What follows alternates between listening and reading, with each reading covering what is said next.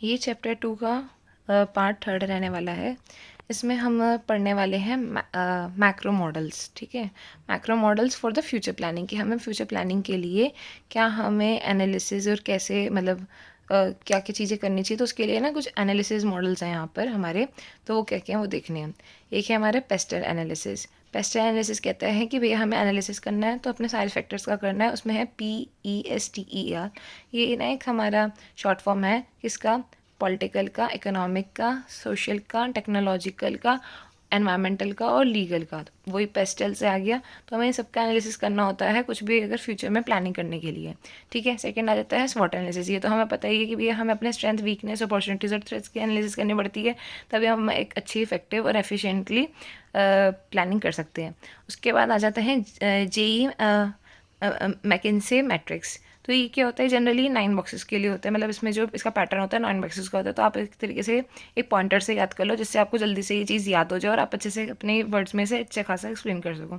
तो ये एक 9 बॉक्सेस का होता है, जिसमें आपको 9 स्टेजेस पर चलते हैं।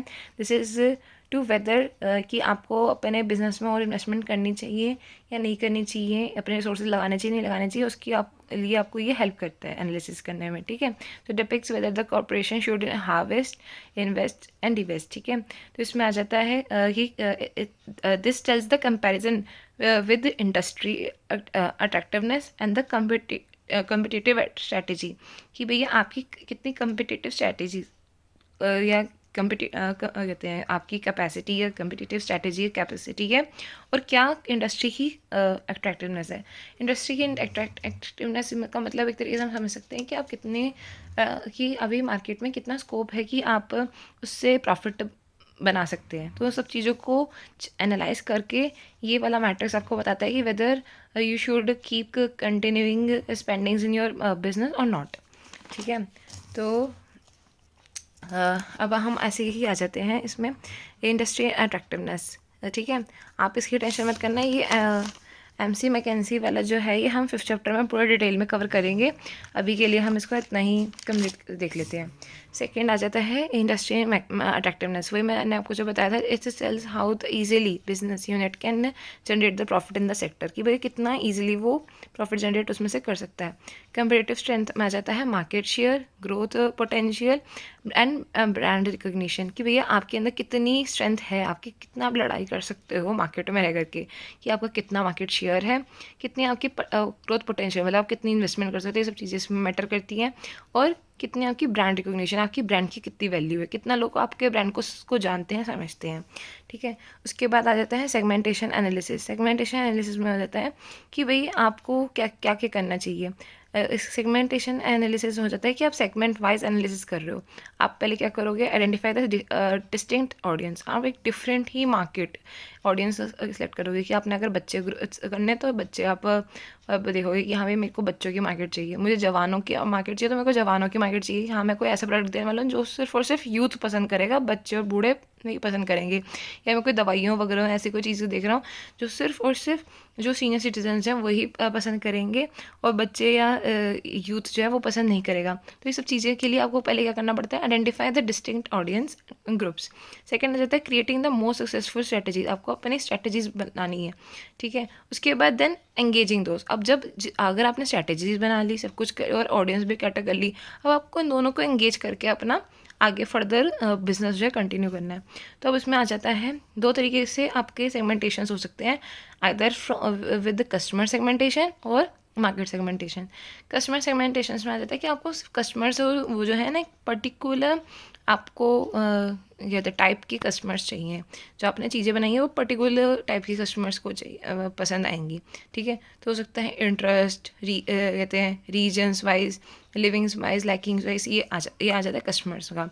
मार्केट का आ जाता है कि भैया आप कहते हो कि मुझे एक पर्टिकुलर टाइप की मार्केट चाहिए। जैसे मार्केट कुड भी ऑनलाइन। ठीक है, मार्केट आपकी ऑनलाइन हो सकती है, फिजिकल मार्केट हो सकती है।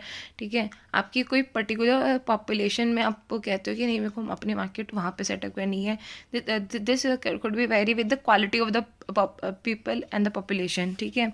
तो ये सब चीज़ें, ये कंपटीशन, इन सब चीज़ों में आपके मार्केट सेगमेंटेशन हो जाती है। तो मार्केट सेगमेंटेशन और कस्टमर सेगमेंटेशन कैसे डिफरेंट है मैंने आपको बता दिया, ठीक है।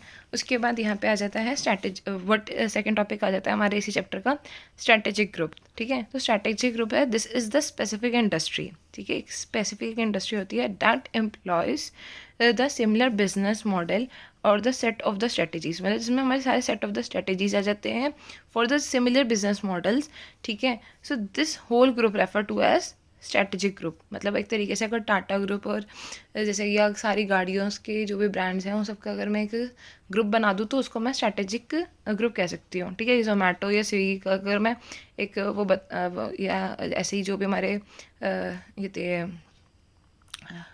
मतलब ऐसे टाइप के जैसे फूड डिलीवरीज, हमारे जो भी स्टार्टअप्स हैं या कहते हैं बिजनेसेस हैं, वेंचर्स हैं, उनका अगर मैं ग्रुप बना दूँ तो वो हमारे स्ट्रैटेजिक ग्रुप बन जाएंगे, ठीक है। तो इनका मेजरली क्या क्या काम होता है, मोटिवेट्स द इंडस्ट्री। ये एक से ग्रुप में रह करके एक तरीके से हमारी पूरी इंडस्ट्री को ही मोटिवेट कर देते हैं टू इनोवेट मोर, ठीक है, टू लोअरिंग द प्राइस। भैया एक ही ने अगर प्राइस गिरा है तो विद द कंपटीशन की वजह से, कंपटीशन बढ़ाने की वजह से सब प्राइसेस थोड़े थोड़े कम करेंगे, पूरे इंडस्ट्री में प्राइसेस की जो है वो कमी, मतलब एक तरीके से डाउनफॉल हो जाएगा, ठीक है। Producing of the higher quality और गुड्स। अब क्या होगा, एक ने अगर कोई अच्छी क्वालिटी से कहते हैं गुड्स बनाने शुरू कर दिए, अब और कहते हैं एज कस्टमर्स ने उसी की तरफ इंक्लिनेशन करना शुरू कर दिया, तो क्या होगा इससे ना, और भी जो सारे कहते हैं कंपटीटर्स हैं ना, वो भी अपनी क्वालिटी को इंक्रीज़ करेंगे, तो उससे हमारी पूरी एक इंडस्ट्री में